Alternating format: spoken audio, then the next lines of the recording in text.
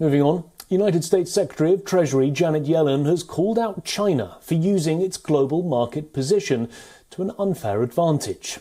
Yellen made the comments while in South Korea, where she called for deepening trade ties to avoid letting other nations exploit the order.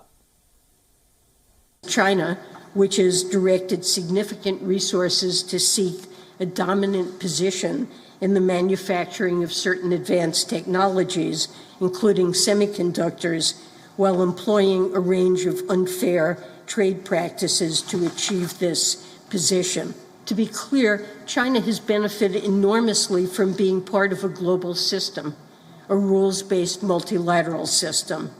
And I think we ought to try to preserve the best features of that system, a system that's been beneficial to the United States and to our allies, while working to address the real problems that have emerged, including unfair Chinese practices that damage our national security interests.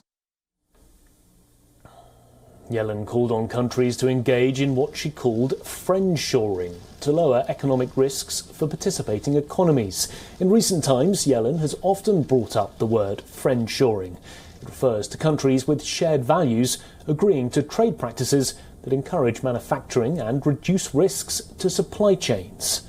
The Treasury Secretary also spoke against China's increasingly close ties with Russia. She called on China to use its special relationship with Russia to persuade it to end the war in Ukraine. This as she condemned Moscow for waging a war against its neighbour and the subsequent global energy crisis.